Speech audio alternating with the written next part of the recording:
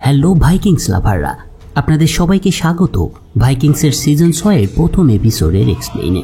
এই সিজন 6 এর মাধ্যমেই ভাইকিংস টিভি সিরিজের ইতি টানবো আমরা।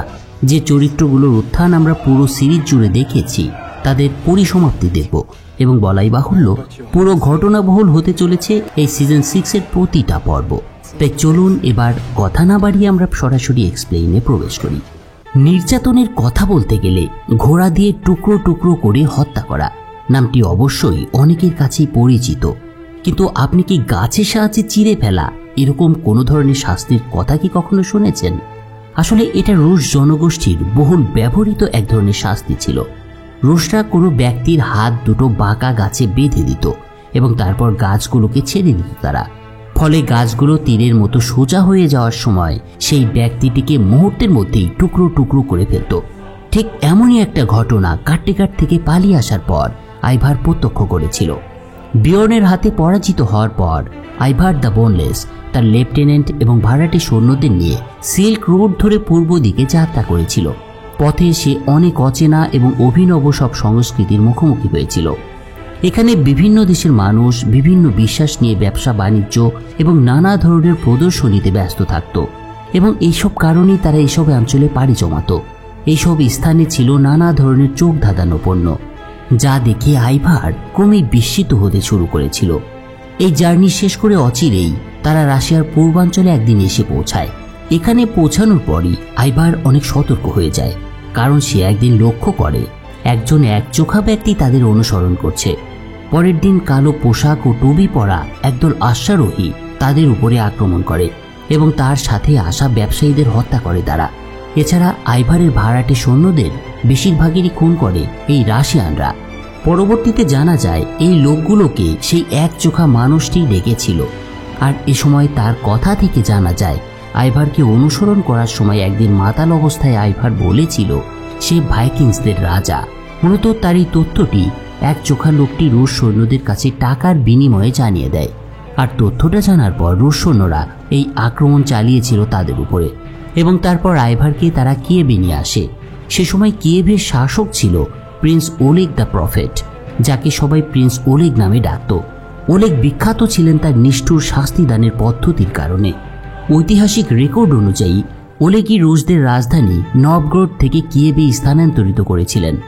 আইভার যে নরওয়ের একজন রাজা সেটা জানার পর ওলেগের তার প্রতি আগ্রহ জন্মায়, তবে একই সাথে তার অন্য একটা কারণও ছিল।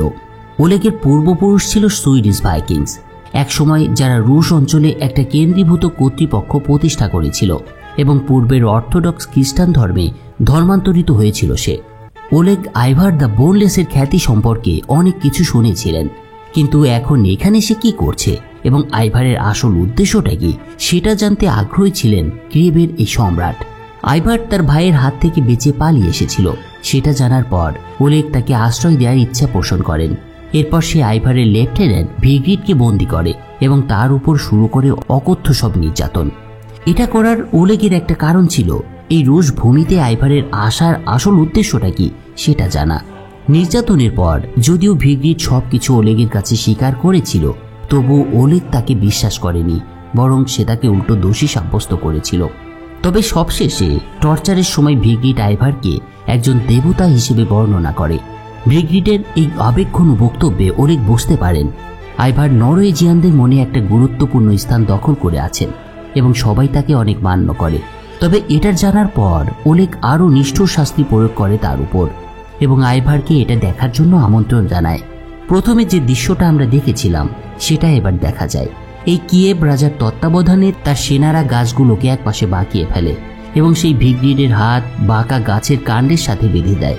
তারপর গাছগুলোকে ছেড়ে দেওয়া হলে সেগুলো সজোরে সোজা হয়ে যায় এবং সেই মানুষটির শরীরকে মুহূর্তের মধ্যেই কয়েক ভাগে টুকরো টুকরো করে ফেলে। এত নিষ্ঠুর পদ্ধতির শাস্তি দেখে আইভার ভয়ে হতবাক হয়ে যান, কারণ এর আগে সে অনেক ভয়ানক শাস্তি দেখেছিল, যেগুলো ছিল সাধারণত পোড়ানো বা ফাঁসির মধ্যে সীমাবদ্ধ, কিন্তু এটা সেগুলোর চেয়ে বেশ কয়েক গুণ ভয়ঙ্কর। এরকম একটা কাজ করার মাধ্যমে কিন্তু ওলেগের পাগলামি সেদিন শেষ হয়নি। তিনি আইভারকে একটা গরম বাতাসের বেলুনে চড়ান এক সময়। এটা করার একটা বিশেষ কারণ ছিল তার। আইভার যদি সত্যি দেবতা হন তবে ওলেগ দেখতে চাইছিলেন আইভার উড়তে পারেন কিনা এবং উচ্চতাকে ভয় পান কিনা। ওলেগের এই কথাগুলোই শেষ পর্যন্ত আইভারকে জাগিয়ে তোলে ভেতর থেকে। আইভার প্রায় ভুলেই গিয়েছিল যে তিনি ওডিনের বংশধর। কথাটা মনে হওয়ার পর আইভার অনেক শান্ত এবং আত্মবিশ্বাসী হয়ে ওঠেন। এমনকি সে ওলেগকে রক্ষা করার কথাও বলেন। এ সময় ভাবেন একবার, আইভার দ্য বোনলেসের কনফিডেন্স এই অবস্থাতেও কতটা দৃঢ় ছিল। এরপর ওলেগ আইভারকে তার মৃত স্ত্রীর সমাধিতে নিয়ে আসে। ওলেগ আইভারকে বলে সে তার সবচেয়ে প্রিয় মানুষটিকে নিজ হাতে হত্যা করেছিল, কারণ তার স্ত্রী এবং তার লেফটেন্যান্টের সাথে একটা অবৈধ সম্পর্কে জড়িয়েছিল এবং সেটা জেনে গিয়েছিল সে। ওলেগের এই কথাটা আইভারকে অনেকটা আবেগাপ্লুত করে তোলে, কারণ এই রুশ ভূমিতে আসার আগে সেও তার সবচেয়ে প্রিয় ফ্রেডিসকে নিজ হাতে হত্যা করেছিল। দুজনের মধ্যে এ ধরনের বেশ কিছু মিল খুঁজে পাওয়ার পর তাদের মধ্যে একটা বিশেষ সম্পর্ক গড়ে ওঠে। তাই এরপর ওলেগের ভাবনাতে আর আসেইনি যে আইভার এই রুশ অঞ্চলে বিশেষ কোনো উদ্দেশ্য নিয়ে এসেছে। বহু বছর ধরে রুরিকিড রাজারা বাণিজ্য, আক্রমণ এবং ভূমি সম্প্রসারণের জন্য পূর্ব দিকে অভিযানে যেত। তাই কিয়েভে আইভারের আগমনের সাথে সাথে ওলেগ বুঝতে পারে পশ্চিম দিকে তাকানোর সময় এসেছে তার এবার। ওলেগ চাইছিল আইভারের ক্ষমতা ব্যবহার করে স্ক্যান্ডিনেভিয়ান উপদ্বীপ আক্রমণ করতে এবং তার পূর্বপুরুষদের জন্মভূমিকে জয় করতে। এর বছর খানেক আগে ওলেগ কনস্টান্টিনোপল জয় করে তার গেটে ঢাল ঝুলিয়ে দিয়ে এসেছিলেন, আর এবার সে চাইছিল কাট্টেঘাটের গেটেও সেটা ঝোলাতে। তার কথায় আইভারের চোখে সেদিন আরেকটা সুযোগের ঝিলিক খেলে যায়। ওলেগের কথায় আইভার ভাবতে থাকে এই সুযোগ কাজে লাগিয়ে সে আবারও কাট্টেঘাটে ফিরে যেতে পারে। তবে কি হবে সেটা আমরা ভবিষ্যতেই দেখতে পাবো। এরপর দিন ওলেগ আইভারকে রুশ রাজধানী নভগোরডে নিয়ে যায় তার বড় ভাই আঙ্কলের সাথে দেখা করার জন্য। রাজধানীতে পৌঁছানোর পর তাদের উষ্ণ অভিনন্দন জানানো হয়। সেদিন ভোজের শুরুতে আইভার জানতে চান কেন সবাই ওলেগকে প্রফেট বলে ডাকে। আইভারের প্রশ্নের জবাবে ওলেগ এ সময় ব্যাখ্যা করে যখন সে কনস্টান্টিনোপল অবরোধ করেছিল তখন শত্রুপক্ষের শাসক শান্তি প্রত্যাশা করে তাকে ডিনারের আমন্ত্রণ জানিয়েছিলেন। তবে তার আগে তিনি স্বপ্ন দেখেছিলেন যে কেউ তার ওয়াইনে বিষ মিশিয়েছে, তাই তিনি সেই ডিনারের ভোজে এক ফোঁটা ওয়াইনও পান করেননি। কিন্তু তার লেফটেন্যান্ট সতর্কতা উপেক্ষা করে সেই ওয়াইন পান করেন এবং দেখা যায় সত্যি সত্যি বিষক্রিয়ায় মারা যান তিনি। সেই ঘটনায় সবাই মনে করেছিল ওলেগের মধ্যে আধ্যাত্মিক কোনো ক্ষমতা রয়েছে। মূলত তখন থেকেই ওলেগকে প্রফেট নামে ডাকা শুরু হয়। ওলেগের কথা শেষ হওয়ার পর আঙ্কল একটা ছেলেকে সাথে নিয়ে ভোজ কক্ষে প্রবেশ করেন। আঙ্কল ছিলেন রাজা রুরিকের প্রিয় পাত্র এবং রুরিকের মৃত্যুর পর রুশ সিংহাসনের উত্তরাধিকারী ছিল এই ছেলে, আর এই প্রিন্সের নাম ছিল ইগোর। আর এই ইগোরের রক্ষণাবেক্ষণের দায়িত্বেই ছিলেন আঙ্কল। সেদিন সংক্ষিপ্ত আলোচনার পর ওলেগ আঙ্কলকে কাট্টেঘাট আক্রমণের পরিকল্পনার কথা জানান। দেখা যায় আঙ্কল ওলেগকে সমর্থন করতে রাজি হয়েছে, কিন্তু এই ভোজসভায় সেটাই মূল আলোচ্য বিষয় ছিল না তাদের মধ্যে। তারা ওয়াইন পান করে উদযাপন করার সময় আইভার লক্ষ্য করে ওলেগ তার ওয়াইন পান করেননি। এ সময় ওলেগের প্রফেটের গল্পটা মনে পড়লে আইভার বুঝতে পারেন যে ওয়াইনে কিছু সমস্যা আছে। আর এরপরই শুরু হয় বাইরের তলোয়ারের ঝনঝনানির শব্দ এবং কিছুক্ষণ পর আঙ্কলদের শরীরের বিষক্রিয়া শুরু হয়। এই পুরো বিষয়টার পরিকল্পনাকারী ছিল ওলেগ। সে যে স্বপ্নে ওয়াইন পানের বিষয়টা দেখেছিল এবং আইভারকে যেটা বলেছিল, আসলে এই পুরো বিষয়টাই ছিল তার মন গড়া একটা গল্প। মূলত এই গল্পের মাধ্যমেই তিনি এরকম একটা পরিকল্পনা তৈরি করেছিলেন, আর পরিকল্পনার অংশ হিসেবে সে তার নিজের ভাইকেই শেষ করে দিয়েছিল। এরপর তার আগমনের সফলতা উদযাপনের জন্য ওলেগ সবাইকে সঙ্গীত গাইতে বলে এবং নাচতে নির্দেশ দেয়। অদ্ভুত বিষয়টা হলো, এই তো কিছুক্ষণ আগে ওলেগ তার ভাইয়ের সাথে কত সুন্দরভাবে আলাপ করছিল, কিন্তু সাইকো এই লোকটি মুহূর্তের মধ্যেই একজন হত্যাকারী রূপে আবির্ভূত হয়েছেন এবং তার শিকারে পরিণত হয়েছে তার নিজের ভাই। বিষক্রিয়ার কারণে আঙ্কল যখন নরক যন্ত্রণায় কষ্ট পাচ্ছিলেন তখন ওলেগ স্বর্গীয় এক আনন্দে মেতে ওঠেন। এর কিছু সময় পর ওলেগের রক্ষীরা ভোজ কক্ষে প্রবেশ করে এবং ঠিক সেই সময়েই আঙ্কল বিষক্রিয়ায় মারা যান। ওলেগের এসব ঘটনার মূল কারণ ছিল ইগোরের অভিভাবকত্ব দখল করা। সেই সময়ের প্রেক্ষাপটে এটা স্পষ্ট ছিল যে বা যারা দেশের বৈধ অধিকারীকে নিয়ন্ত্রণ করবে সেই পুরো রুশ অঞ্চলের নিয়ন্ত্রণ পাবে। এর কিছুক্ষণ পর ওলেগের দ্বিতীয় ভাই দীর তার সৈন্যদল নিয়ে সেখানে এসে হাজির হয়। সব দেখে দীর বিশ্বাস করতে পারছিল না তার এক ভাই তাদের বড় ভাইয়ের উপরে এত নিষ্ঠুর আচরণ কিভাবে করতে পারল।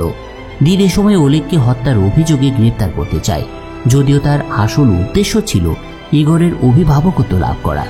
তো সে সময় দীর ওলেগকে 2 ঘন্টা সময় বেঁধে দেয়।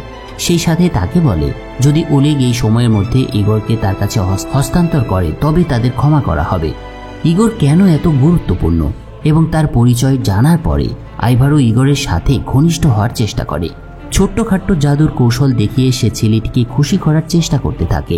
কিছুক্ষণ আগের ম্যাসাকারের প্রচণ্ড ভড়কে যাওয়া ছেলেটি সহজেই আইভারের কৌশলের কাছে সাড়া দেয়। ফলে খুব অল্প সময়ের মধ্যেই তাদের মধ্যে একটা বন্ধুত্ব গড়ে ওঠে। এদিকে 2 ঘন্টা পর ওলেগ দীরের হুমকিতে কিন্তু তখনও মাথা নত করেনি। উপরন্তু সে তাকে বলেছিল যদি তাদের কিয়েভে ফিরে যেতে না দেয়া হয় তবে কয়েকদিনের মধ্যে দীরের ভয়ঙ্কর পরিণতি বরণ করতে হবে। তার ভাগ্যে নেমে আসবে চরম দুর্ভোগ। ওলেগের আধ্যাত্মিক খ্যাতির কারণে সেই সময়ের মানুষ ভবিষ্যৎবাণীতে বিশ্বাস করত, কিন্তু দীর বুঝতে পারছিল ওলেগ শুধু ব্লাফ মারছে তাকে। কিন্তু তারপরেও সে ওলেগকে একটু বাজিয়ে দেখতে চাইছিল। ফলশ্রুতিতে সে ওলেগকে বলে সে তার আধ্যাত্মিক ক্ষমতার পরীক্ষা নিতে চায়। দীর খুব সম্প্রতি গোপনে একটা বিয়ে করেছিলেন এবং সেটার কথা শুধুমাত্র তিনি এবং তার স্ত্রী জানতেন। তাই সে ওলেগকে বলে যদি সে তার স্ত্রীর নাম বলতে পারে তবে সে মেনে নেবে তার আধ্যাত্মিক ক্ষমতা রয়েছে এবং সে তার ক্ষমতায় বিশ্বাস করবে। কিন্তু অদ্ভুত ব্যাপার হলো এর কিছুক্ষণের মধ্যেই অনেকটা অপ্রত্যাশিতভাবে ওলেগ শুধু দীরের স্ত্রীর নামটি বলেই ক্ষান্ত হয়নি, সে তার স্ত্রীকে সেখানে নিয়েও আসে। ওলেগের এই অসম্ভব কাজ আইভারকে শুধু বিস্মিতই করেছিল না, দীরকেও অনেকটা ভীত করে তুলেছিল। ফলে দীর তাদেরকে যেতে দিতে বাধ্য হয়। সেদিন কিয়েভে ফেরার পথে আইভার ওলেগের কাছে জানতে চায় সে এটা কিভাবে করলো। আইভারের কথা একটু মুচকি হেসে ওলেগ উত্তর দেয় আসলে সে এটা ব্লাফ মেরেছিল তার কাছে। এই আন্না মানে দীরের নতুন স্ত্রী ছিল তার প্রাক্তন প্রেমিকা, আর এই মেয়েটির থেকে সে অনেক আগেই মুখ ফিরিয়ে নিয়েছিল এবং পরবর্তীতে দীরের সাথে বিয়ের ব্যবস্থাও করেছিল সে, কিন্তু দীর এটা জানতো না। যা হোক, কিয়েভে ফিরে আসার পর আইভার ওলেগের কাছে জানতে চায় কবে তারা কাট্টিগাটা আক্রমণ করবে।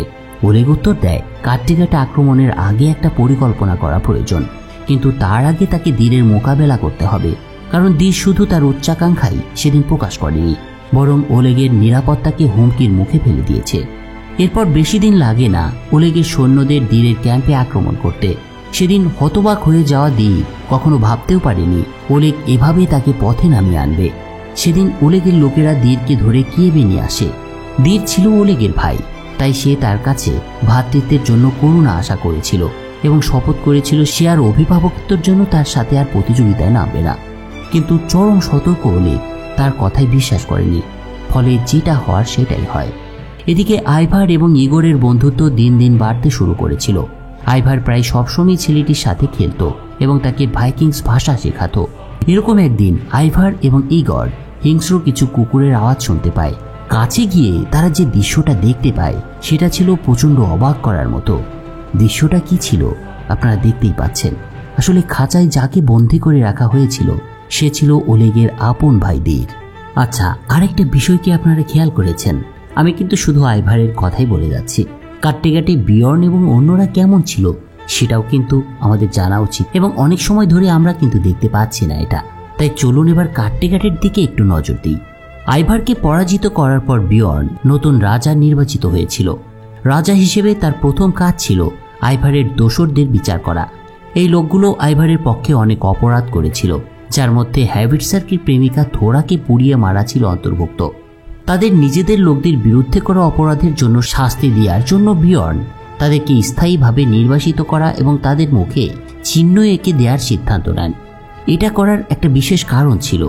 কারণটা হলো এই লোকগুলো যাতে কখনোই পলাতক হিসেবে তাদের অবস্থা থেকে পালাতে না পারে, এমনকি যদি তাদের হত্যা করাও হয় তবুও কেউ যেন তাদের গুরুত্ব না দেয়। এই লোকগুলোর মধ্যে সাদা চুলের এই লোকটি, মানে এই যাকে এখন দেখছেন, সে ম্যাগনাসকে খুন করেছিল। তার অভিব্যক্তি থেকে বোঝা যাচ্ছিল প্রতিশোধের ইচ্ছা প্রবল হয়ে উঠেছে তার মধ্যে। যেমন কথায় আছে না, বাঘকে পাহাড়ে ফিরে যেতে দেওয়ার অর্থ হলো ভবিষ্যতে সমস্যা তৈরি করবে। কে জানে সাদা চুল পরে কি করতে পেরেছিল সেটা তো আমরা সামনে দেখবই। তো এর কয়েকদিন পর কাট্টিগাটে হ্যারল্ডের একজন চাকর একটা খবর নিয়ে আসে। আসলে আইভারের সাথে যুদ্ধে ভীষণ আহত হয়েছিলেন হ্যারল্ড।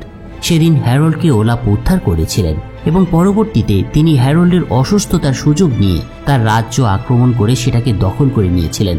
তাই হ্যারল্ড কিছুটা সুস্থ হওয়ার পর বিয়র্নের সাহায্যের জন্য এই লোকটাকে তার কাছে পাঠিয়েছিল। হ্যারল্ড আশা করেছিল বিয়ন তাদের অতীতের বন্ধুত্বের কথা মনে রাখবে এবং তাকে এই সংকট থেকে উদ্ধার করবে। এর আগের সিজন আমরা যারা দেখেছি তারা জানি হ্যারল্ডের সৈন্যবাহিনী ছাড়া বিয়ন কার্টেগার পুনরুদ্ধার করতে পারতেন না, এবং যেহেতু হ্যারল্ড একবার তার জীবন বাঁচিয়েছিলেন তাই বিয়নের মনে হয় হ্যারল্ডের সাহায্যের জন্য অবিলম্বে তার সেনা পাঠানো উচিত। কিন্তু একই সাথে আর একটা সমস্যাও তৈরি হয়েছিল। বিয়র্ন একটা বড় দায়িত্বের মুখোমুখি হয়ে পড়েছিল। কাটতে দিন গড়ানোর সাথে সাথে বড় পরিবর্তন হচ্ছিল, তাই তিনি কি সিদ্ধান্ত নেবেন তা নিয়ে দ্বিধায় পড়ে গিয়েছিলেন। তবে হ্যাভিটসার্ক এ সময় একটা মতামত দেয়, ওলাফ বা হ্যারল্ড যেই হোক না কেন কেউই আইভারের মতো এত গুরুত্বপূর্ণ নয় এই ক্যাটটেগাটের জন্য। যতক্ষণ আইভার বেঁচে আছে ততক্ষণ তাদের প্রত্যেকেই বিপদের মধ্যে আছে, এটা মানতেই হবে এবং এটাকে গুরুত্ব দেওয়া উচিত। কিন্তু হ্যাভিটসার্কের কথার প্রেক্ষিতে উবে এ সময় মতামত দেয়, হ্যাভিটসার্ক আইভারের কাছ থেকে মানসিকভাবে আঘাত পেয়েছে, তাই সে হয়তো আইভারকে এতটা গুরুত্ব দিচ্ছে। তো অন্যদিকে কাটটেগাট থেকে চলে যাওয়ার অনেক দিন পর কেস্টেল প্রকৃত জাহাজে চেপে আবার একদিন কাটটেগাটে ফিরে আসে। এর কারণ ছিল আইসল্যান্ডের বসতি স্থাপনের জন্য বেশি বেশি অভিবাসী প্রয়োজন ছিল তার, এবং তাদের আইসল্যান্ডে বসতি স্থাপন করার জন্য মূলত মানুষজন জোগাড় করার জন্য এসেছিল সে। জাহাজ থেকে নেমেই কেস্টেল উবের সঙ্গে আইসল্যান্ডে কাটানো তার অভিজ্ঞতার কথা শেয়ার করতে শুরু করেন। তবে তিনি কৌশলে আইফিল্ডের পরিবারকে শেষ করে দেওয়ার অংশটি বাদ দিয়ে যান। তার কথা শেষ হলে উবে যখন ফ্লোকির কথা জিজ্ঞাসা করেন তখন কেস্টেল তাকে মিথ্যে বলে যে ফ্লোকি তাদের নতুন ভূখণ্ডে ছেড়ে দিয়ে কোথায় যেন অদৃশ্য হয়ে গিয়েছে। কিন্তু উবে ফ্লোকিকে ভালোভাবেই চিনত, তাই সে কেস্টেলের এই কথা বিশ্বাস করেনি। তারপর উবে তাদের সাথে আইসল্যান্ডে পাড়ি জমানো এক ভ্রমণকারী সম্পর্কে জিজ্ঞাসা করেন। উবে শুনেছিল সেই লোকটি সেখানে একটা জনমানব শূন্য ভূমি খুঁজে পেয়েছিল। উবের কথা শুনে কেস্টেল উত্তর দেয়, এই লোকটির নাম ছিল ওথেরে এবং সে এখন আইসল্যান্ডেই বাস করছে। কেজেটেলের কাছ থেকে সব শোনার পর উবে এই নতুন ভূখণ্ড সম্পর্কে আরও আগ্রহী হয়ে ওঠেন এবং তিনি ইচ্ছা পোষণ করেন যত তাড়াতাড়ি সম্ভব কেজেটেলের সাথে আইসল্যান্ডে যেতে হবে তাকে। সে সেখানে গিয়ে ওথেরের সঙ্গে দেখা করতে চায় এবং অবশ্যই ফ্লোকিকে খুঁজে বের করতে চাইছিলেন উবে। অন্যদিকে ল্যাগার্থারও ইতিমধ্যে বেশ বয়স হয়ে গিয়েছিল, ফলে সেই মারামারি হুড়োহুড়ি বাদ দিয়ে অবসর নেওয়ার সিদ্ধান্ত নেয়। এরপর উবে এবং টার্ভির সাহায্যে তার পুরনো খামারটি পুনর্নির্মাণ করতে শুরু করে। সব কাজ শেষ হওয়ার পর একদিন বিয়র্ন তার মার কাছে হ্যারল্ডের বিষয়টা জানায় এবং তাকে উদ্ধার করার বিষয়ে পরামর্শ চায়। কিন্তু লেগার্থা তাকে বলে তার এই মুহূর্তে রাজ্য ছেড়ে কোথাও যাওয়া নিরাপদ হবে না, কারণ রাজ্যের চেয়ে গুরুত্বপূর্ণ কেউ হতেই পারে না। কিন্তু বিয়র্ন যুক্তি দেখায় সে কাটটেগাটকে হ্যাভিটসার্কের তত্ত্বাবধানে রেখে যেতে পারে। কিন্তু এটার একটা সমস্যা ছিল, সেটা হলো হ্যাভিটসার্ক তার বান্ধবীকে হারানোর পর থেকে শুধুই মদের নেশায় ডুবে থাকত। একজন পার মাতাল কিভাবে রাজ্য পরিচালনা করবে সেটাই ছিল একটা বড় সমস্যা। তাই বিয়র্ন উবে এবং টার্ভিকে আইসল্যান্ডে তাদের ট্রিপ স্থগিত করে সাময়িকভাবে তাকে কাটটেগাট পরিচালনা করতে সাহায্য করার অনুরোধ জানায়। আর একই সাথে শেষ পর্যন্ত বিয়র্ন হ্যারল্ডকে সাহায্য করার সিদ্ধান্ত নেয়। এই হ্যারল্ড তার দুঃসময়ে পাশে দাঁড়িয়েছিল, তাই তার এখন তার পাশে দাঁড়ানো উচিত। বিয়র্ন ভাবছিল এটা না হলে তার বিবেক সবসময় তাকে তাড়া করে বেড়াবে। সব প্রস্তুতি শেষ করার পর একদিন যখন সে যাত্রা শুরু করতে যাবে তখন বিয়র্ন কেস্টেলকে ডেকে নেয় তার কাছে এবং ফ্লোকি সম্পর্কে কেজেটেলের বক্তব্য সম্পর্কে তার সন্দেহ হয়। ফ্লোকির কোনো চিহ্ন নেই, সে জীবিত না মৃত এটাও বলতে পারছে না লোকটি। তাই বিয়র্নের মনে হয় কেজেটেল কিছু লুকোচ্ছে তার কাছ থেকে। তাই কেজেটেলকেও আইসল্যান্ডে যাওয়ার উপরে নিষেধাজ্ঞা দেয় সে এবং তাকে তার বাহিনীতে যোগ দিতে বলে। এরপর বিয়র্ন কেজেটেলের কাছ থেকে ফ্লোকি সম্পর্কে আরও কিছু শুনতে চেয়েছিলেন। তার নিজের উপরে সন্দেহ এড়াতে কেজেটেলও বিয়র্নের অনুরোধে রাজি হয়ে গিয়েছিল। এখন প্রশ্ন হলো, তাহলে বিয়র্ন কি হ্যারল্ডকে সফলভাবে উদ্ধার করতে পারবে এবং তিনি কি কেজেটেলের অপরাধ উন্মোচন করতে পারবেন? এই উত্তরটা জানার জন্য আমাদের কিছুটা অপেক্ষা করতে হবে। আইভারকে পরাজিত করার পর অন্যতম একজন ক্যারিশম্যাটিক ভাইকিং যোদ্ধা হিসেবে বিয়র্নের বেশ নাম ডাক হয়েছিল এবং সে আরও একজন মহিলার নজর কেড়ে নিয়েছিলেন। এই মহিলার নাম ছিল ইনগ্রিড এবং সে ছিল রানী গুনহিল্ডের একজন পরিচারিকা। ইনগ্রিড বিয়র্নকে একদিন বলেন সে নাকি পুরুষদের জন্য সৌভাগ্য বয়ে আনে। এর আগে সে যাদের সাথে প্রেম করেছে তারা সকলেই প্রচুর উন্নতি করেছে জীবনে, এবং এখন ইনগ্রিড চাইছে বিয়র্নকে ইতিহাসের সর্বশ্রেষ্ঠ রাজা হতে সাহায্য করতে। ইনগ্রিডের কথাগুলো বড়ই অদ্ভুত শোনালেও বিয়র্ন তার কথার মোহে আচ্ছন্ন হয়ে পড়েছিল সেদিন। যদিও বিয়র্নের হৃদয়ে তখন অন্য একজন মানুষ ছিল, কিন্তু ইনগ্রিডের কথাবার্তা তাকে প্রায় হতাশ করে তোলে। তার কাছ থেকে চলে আসার আগে ইনগ্রিড আবার বিয়র্নকে তার কাছে ডেকে নেয় এবং নিজেকে তার কাছে সমর্পণ করে। দেখা যায় বিয়র্নও তার ডাকে সাড়া দিয়েছে। এদিকে আইভারকে হত্যা করতে না পেরে এবং নিজের প্রেমিকা থোরার মৃত্যুর প্রতিশোধ নিতে ব্যর্থ হওয়ার পর হ্যাবিটসার নিজেকে যন্ত্রণা দিয়েই যাচ্ছিল। সবসময় সে মাদকে বোধ হয়ে থাকত, উপরন্তু নিজের উপরে নির্যাতন করতেও শুরু করেছিল সে। মাদকের নেশায় ডুবে হ্যাবিটসার প্রায় ভ্রান্ত আচরণ করত এবং চোখের সামনে পুড়ে যাওয়া থোরাকে দেখতে পেত সে। এভাবে হ্যাবিটসার মদ্যপানের মাধ্যমে নিজেকে অসাড় করে দিতে শুরু করেছিল এবং একটা দুষ্ট চক্রে আটকে গিয়েছিল সে। এই সময় সে শুধু থোরাকে নয়, আইভারকেও দেখতে পেত এবং তারা সর্বদা তার চারপাশে ঘোরাফেরা করত বলেই তার মনে হতো সবসময়। অন্যদিকে লেগার্থার খামার এখন অনেকটাই প্রতিষ্ঠিত হয়ে পড়েছিল। এর মধ্যে টারভিউ কার্টেগার থেকে আইসল্যান্ডে পাড়ি জমাতে চাইছিলেন, কিন্তু তার সন্তানদের কারণে সে যেতে পারছিল না। তাই লেগার্থা একদিন তাকে বলে সে চাইলে তার সন্তানদের তার কাছে রেখে যেতে পারে। লেগার্থার কথায় টারভি তার সন্তানদের এমন ব্যক্তির কাছে রেখে যেতে সানন্দে রাজি হয়ে যায়, কারণ সে লেগার্থাকে অনেক বিশ্বাস করত। তবুও এই আপাত দৃষ্টিতে তুচ্ছ বিষয়টি লেগার্থার শেষ পরিণতির ভিত্তি তৈরি করে দিয়েছিল। অদ্ভুত লাগলো আপনাদের কাছে, তাই না? কিভাবে এটা ঘটেছিল সেটা আমরা সামনে দেখতে পাবো। এদিকে বিয়র্ন আইভারের যে সহযোগীদেরকে নির্বাসনে পাঠিয়েছিল তারাও কিন্তু বসেছিল না। বিশেষ করে লেগার্থার খামারের উপরে তাদের চোখ পড়েছিল। পেটের ক্ষুধা এবং তাদের বদঅভ্যাস এই পালিয়ে যাওয়া দলটিকে এখানে টেনে এনেছিল। একদিন এই অপরাধীদের খামারের আশেপাশে দুর্বল, বৃদ্ধ এবং শিশুদের কাছে খাবারের জন্য হাত পাততে দেখা যায়। তবে তারা কেবল যে খাদ্য এবং গবাদি পশু চুরি করত বিষয়টা তা না, তাদের উপরে অত্যাচারও করত এবং এমনকি ছোট বাচ্চাদেরকেও হত্যা করতে দ্বিধা করত না। আর এই বিষয়টাই শেষ পর্যন্ত লেগার্থার মাথা ব্যথার কারণ হয়ে দাঁড়ায়। এদিকে বিয়র্ন তার পুরো প্রস্তুতি সম্পন্ন করে একদিন তার কিছু যোদ্ধা নিয়ে হ্যারল্ডকে সাহায্য করার জন্য রওনা হয় এবং একসময় বিয়র্নের সৈন্যরা ভেস্টফোল্ড দ্বীপপুঞ্জে এসে পৌঁছায়। এটা ছিল ভাইকিংস ল্যান্ডের অন্যতম নেতা হ্যারল্ডের ভূমি, কিন্তু ওলাফ দখল করে নিয়েছিল সেটা। দ্বীপের কাছে তাঁবু ফেলার পর একদিন সেই দুই বার্তাবাহকও তাদের সাথে এসে যোগ দেয়, যারা হ্যারল্ডের খবর বিয়র্নের কাছে পৌঁছে দিয়েছিল। এ সময় সে কিভাবে তার যুদ্ধ পরিকল্পনা সাজিয়েছে সেটা সেই দুজনের সাথেও শেয়ার করে। বিয়র্ন চাইছিল রাতের আড়ালে জলপথে শহরের কাছে পৌঁছানো এবং সেই লক্ষ্যে সেদিন রাত্রে তারা চুপি চুপি একসময় পানিতে নেমে পড়ে। কিন্তু সাঁতার কেটে তীরে পৌঁছানোর আগেই একটা বিষয় লক্ষ্য করা যায়, সেই দুই বার্তাবাহক পালিয়ে গিয়েছে। এদের এ ধরনের আচরণ দেখে বিয়র্ন বুঝতে পারে এই দুজন ওলাফের গুপ্তচর এবং একই সাথে সে আবারও শত্রুর ফাঁদে আটকা পড়ে যায়। পানিতে থাকা অবস্থাতেই বিয়র্নের সৈন্যরা একটা বিষয় দেখে হতবাক হয়ে গিয়েছিল। হঠাৎ করেই তাদের চোখের সামনে পানিতে এক ভয়াবহ আগুন জ্বলে ওঠে। তাদের ঘিরে থাকা অন্ধকার দূর হয়ে যায় মুহূর্তের মধ্যেই এবং যোদ্ধাদের স্পষ্টভাবে আলোকিত করে তোলে। এটা দেখে বিয়র্ন তৎক্ষণাৎ পিছু হটার নির্দেশ দেয় তার যোদ্ধাদের এবং সবাইকে পানিতে ডুব দেওয়ার জন্য আহ্বান জানায়। কিন্তু ওলাফের সৈন্যরা ইতিমধ্যেই প্রস্তুত হয়ে গিয়েছিল। তারা এবার আরও বেশ কিছু তীর তাদের দিকে নিক্ষেপ করে। প্রতিটা তীরের মাথায় মশাল জ্বালানো ছিল। এই রকেটগুলো নিক্ষেপের সাথে সাথে পিছনেও আগুন জ্বলে ওঠে তাদের এবং লক্ষ্য করা যায় সমুদ্রে একটা অগ্নিবলয় তৈরি হয়েছে।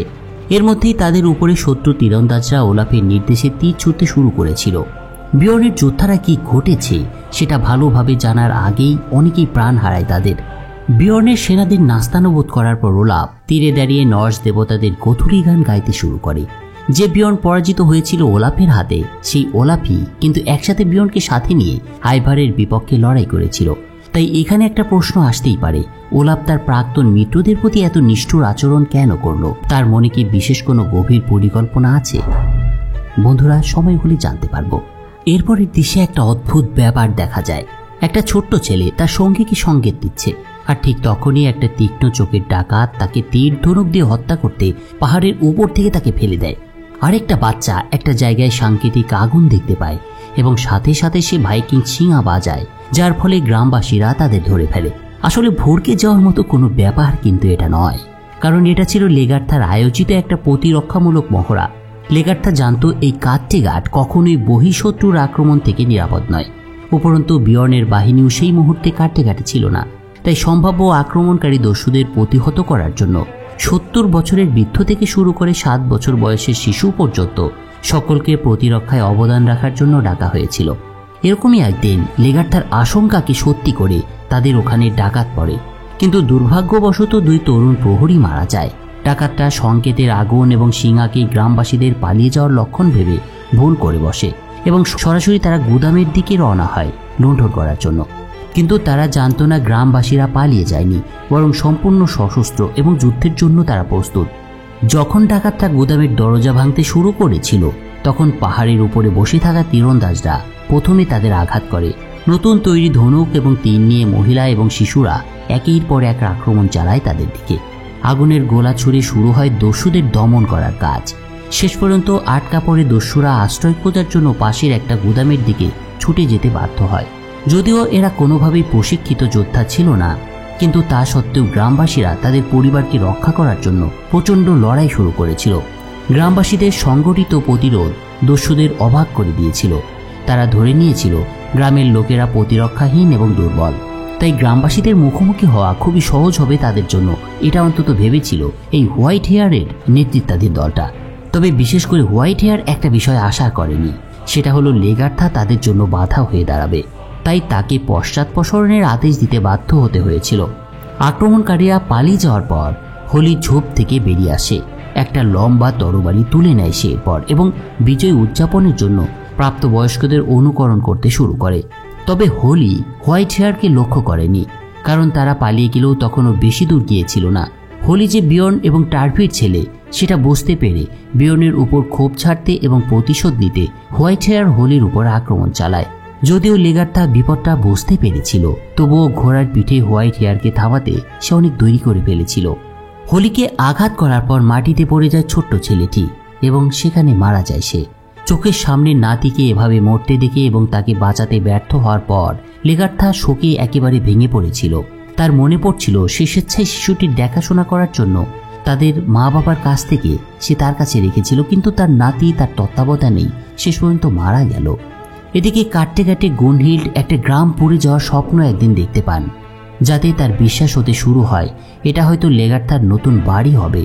তাই সে লেগার্থাকে বিষয়টা সম্পর্কে সতর্ক করতে মন স্থির করে, কিন্তু উবে তাকে বাধা দিয়ে বলে শুধুমাত্র স্বপ্নের উপর ভিত্তি করে বাহিনী জড়ো করা উচিত নয়, তাছাড়া রাজ্য শাসন করা তার অগ্রাধিকারের মধ্যেও পড়ে। তবে গুনহিল বিষয়টা কি সেটা জানার জন্য নিজেকে প্রস্তুত করে লেগার্থার ওখানে গিয়ে পৌঁছায় পরের দিন। এ সময় লেগার্থা হলিকে সমাহিত করছিলেন। পুরো ঘটনাটা শুনে গুনহিল্ড আক্ষেপ করতে শুরু করে। সে বলতে থাকে যদি সে একটু আগে এসে এখানে পৌঁছাতো তাহলে ছেলেটা হয়তো বেঁচে থাকতো। তবে দস্যুরা আবারও এখানে আক্রমণ করতে পারে ভেবে অতিরিক্ত কিছু দুর্গ তৈরি করার পরামর্শ দেয় তাকে। এই ঘটনাকে বিস্তারিতভাবে উল্লেখ করার একটা বিশেষ কারণ হলো এর মাধ্যমে লেগার্থার মতো এক কিংবদন্তির পতনের সূচনা হয়েছিল।